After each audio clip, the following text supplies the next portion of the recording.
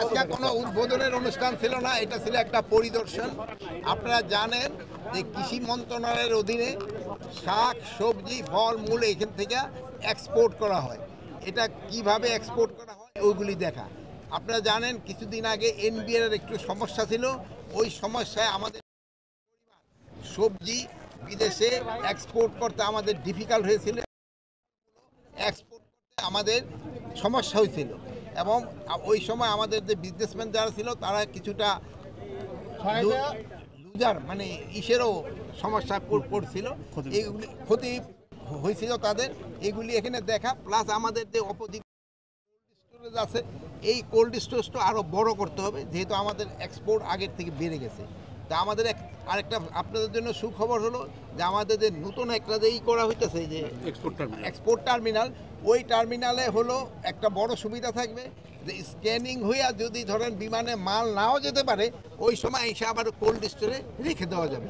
এখন কিন্তু যদি বিমানে মালটা লোড হয়ে যায় কিন্তু আমাদের ওখানে কোল্ড স্টোর নাই ওই ভিতরে, বাট নতুন এই প্রভিশনটা আছে, এটা হয়ে গেলে একটা সুবিধা হবে। আর আমরা প্লাস এই যে এখানে দেখেন পানের এখানে দেখলেন অন্যান্য সবজি, এখানেও আমরা একটা কোল্ড স্টোরটা আরও বড় করে দিতে চাচ্ছি যেহেতু আমাদের শুধু একটা আইটেমের উপরেই থাকতে হবে না, আমরা বিভিন্ন আইটেম যেন আমরা এক্সপোর্ট করতে পারি এবং কিভাবে এটা বৃদ্ধি করা যায় এই জন্য চিন্তা ভাবনা করা হয়েছে। মানে অ্যাডভাইজার একটু অন্য বিষয় যায়, সেটা হচ্ছে মালয়েশিয়া থেকে বেশ কয়েকজন জঙ্গিকে ধরা হয়েছে এবং ফেরত দেওয়া হয়েছে বাংলাদেশে। আমরা যতদূর জানি আপনাদের বিভিন্ন পক্ষ থেকে কিংবা সংস্থা থেকে দাবি করা হয়েছে বাংলাদেশে কোনো জঙ্গি নেই, আসলে কি বিষয়টা? এরা কোনো জঙ্গি নাই। আপনি ওইটার ব্যাপারে একটা কিন্তু প্রেস রিলিজও দিয়ে দিছে মনে হয় পররাষ্ট্র মন্ত্রণালয়, আপনারা গতকালকে হয়তো প্রেস রিলিজটা দেখছেন। ওখান থেকে 3 জন যারা আসছে তাদের মেইনলি ছিল যে তাদের যে কি বলে ওই ভিসার যে মেয়াদ উত্তীর্ণ হয়ে গিয়েছে, এই 3 জনের এই ভিসার মেয়াদ উত্তীর্ণ হয়ে গেছে।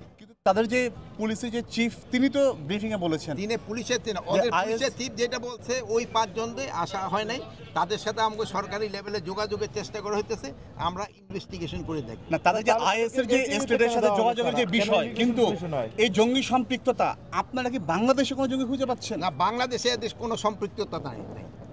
স্যার কিন্তু ওখানকার আইজিপি বলছেন যে তারা বাংলাদেশের আইএস ইউনিটের জন্য অর্থ সংগ্রহ করে। ওখানকার আইজিপি কি বলছে আমি জানি না। তো ওখানকে থেকে আমরা যেই মেসেজটা পেয়েছি অফিসিয়ালি লেভেলে, আমরা সরকারি লেভেলে মেসেজ পাই নাই, আমরা এইভাবে বিভিন্ন মাধ্যমে আমরা যে মেসেজটা পেয়েছি ওইটার একটা কিন্তু প্রেস সিরিজ আমাদের পররাষ্ট্র মন্ত্রণালয় থেকে আপনাদের দেওয়া হয়েছে। স্যার তাহলে এটিউতে কেন দেওয়া হলো, ইমিগ্রেশন পুলিশে কেন দেওয়া হলো না তাকে?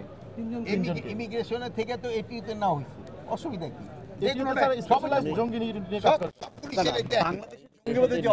এখন কি মনে হচ্ছে বাংলাদেশের জঙ্গিবাদের কোনো অবস্থান নাই, এখানে কোনো ধরনের জঙ্গিবাদ নাই। আপনাদের সহযোগিতায় কিন্তু এখানে জঙ্গিবাদ নির্মূল করে দেওয়া হয়েছে, এটা ক্ষেত্রে আপনাদের ক্রেডিট সবচেয়ে বেশি।